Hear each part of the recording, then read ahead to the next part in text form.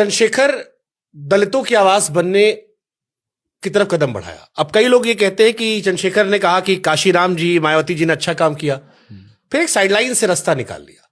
ठीक है। अब बहुत लोग ये सवाल पूछते हैं कि जैसे आरएसएस बीजेपी के लिए काम करती है, ठीक है, वैसे आप क्यों नहीं काम करते थे बीएसपी के लिए या काशीराम जी की जो पार्टी थी उस सोच के लिए? आपने अपनी अलग लाइन बनाई जो उनको डेंट कर रही है या बहुजन समाज के वोट को बांट रही है? आप बहुजन समाज की परिभाषा समझते हैं? हाँ। किसे कहते हैं बहुजन समाज? हर वो व्यक्ति जो उपेक्षित है। नहीं, ऐसा नहीं। उसको हम लोग शोषित वंचित समाज कह सकते हैं। बहुजन समाज एक समीकरण है जो मान्यवर काशीराम साहब ने बनाया, कमजोर वर्गों के लोगों का संगठन का, जिसमें वो दलितों को जोड़ते हैं, पिछड़ों को जोड़ते हैं, आदिवासियों को जोड़ते हैं, मुसलमानों को जोड़ते हैं, जो अन्य धार्मिक अल्पसंख्यक हैं कन्वर्टेड, उनको जोड़ते हैं। और उनको जोड़ के वो ये कहते हैं कि 85% लोग हैं जो भारत में अन्याय का, अत्याचार का, जुल्म जाति का सामना कर रहे हैं और जिनके साथ रिसोर्स में भेदभाव हुआ है। और ये बात फैक्ट भी है।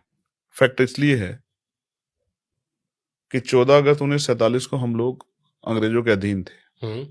15 अगस्त 1947 को हम लोग आजाद हुए। तब देश में कॉन्स्टिट्यूशन नहीं था हमारा। उससे पहले जो भी ग्रंथ रहे हो, जिस तरह जो भी उस समय का कॉन्स्टिट्यूशन रहा, उसके हिसाब से देश चलता था। उसमें बहुत सारी पाबंदियां थी जिनमें अंग्रेजों ने भी बहुत कुछ सुधार करने का प्रयास किया, जिनको हम लोग डिनाई नहीं कर सकते। तो सूरत क्या थी आजादी की? 16 अगस्त 1947 को क्या बदला? सोचे मेरी जेब में 14 तारीख को 100 रुपए थे, तो क्या 16 तारीख को मेरे रुपए बढ़ के 1000 हो गए? नहीं। सोचे 14 तारीख को मेरे पास 1 गज जमीन नहीं थी, तो 16 अगस्त को मुझे क्या मिला? क्या मेरे पास 1 बीघा जमीन आ गई? नहीं।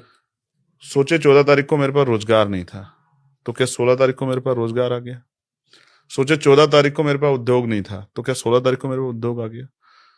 तो आजादी के साथ जो साधन संसाधन है उनमें भी बंटवारा होना चाहिए था और एक ऐसा सभ्य समाज बनता जिसमें सामाजिक तौर के साथ साथ संविधान ने तो सामाजिक तौर पे बराबरी की बात की है, लेकिन आर्थिक तौर पे भी एक बराबरी का प्रयास होता, जिसका डॉक्टर अंबेडकर ने जिक्र किया संविधान रोकते हुए कि आज हम 26 जनवरी 1950 को विरोधाभास की जिंदगी में कदम रखेंगे। राजनीति, संविधान की वजह से राजनीति में वन वोट वन वैल्यूज, तो राजनीति में तो हम लोग बराबर होंगे, लेकिन सामाजिक और आर्थिक रूप से जो गैर बराबरी, जब तक हम लोग इसको दूर करने का प्रयास नहीं करेंगे। यही बात तो मायावती जी भी कह रही है, यही बात तो काशीराम जी भी कह रहे थे, यही बात तो आनंद भी कह रहे हैं। ठीक है। तो फिर